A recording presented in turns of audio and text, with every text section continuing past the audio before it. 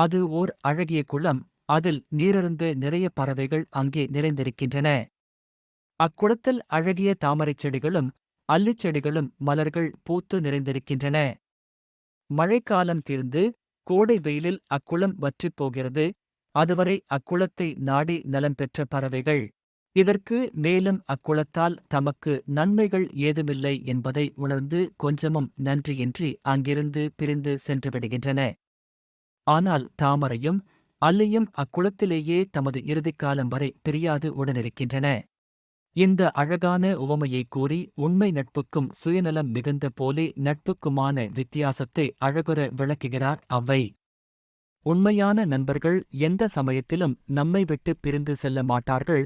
சொந்த தேவைகளுக்காக சுயநலமாக நம்மை விட்டு பிரிந்து செல்பவர்கள் உண்மை நண்பர்களாகவும் இருக்க மாட்டார்கள்.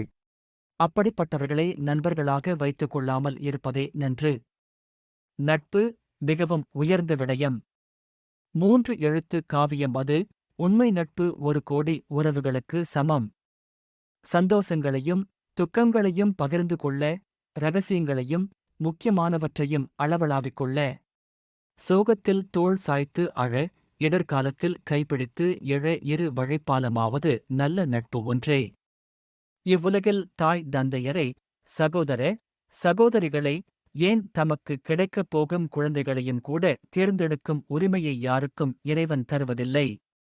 வாழ்க்கைத் துணையாகப் போகும் அந்த ஒருவரையும், உயிர் துணையாக விளங்கப் போகும் நண்பர்களையும் தேர்ந்தெடுக்கும் உரிமையையும் மட்டுமே அவன் மாந்தர்க்கு விட்டு வைத்தான். எனவே உயர்விலும் தாழ்விலும் இன்பத்திலும் துன்பத்திலும் உடன் வருவதே உண்மை நட்பு. அது வாழ்க்கைக்கு வாய்த்த வரப்பிரசாதம்.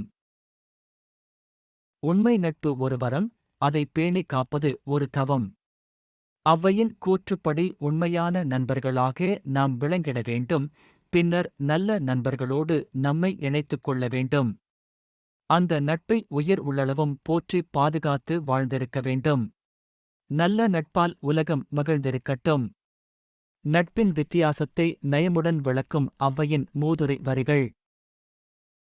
அற்ற குளத்தில் அருநீர் பறவை போல் உற்றுழித் தீர்வார் உறவு அல்லர் அக்குளத்தில் கொட்டியும் ஆம்பலும் நெய்தலும் போலவே ஒட்டி உறவார் உறவு.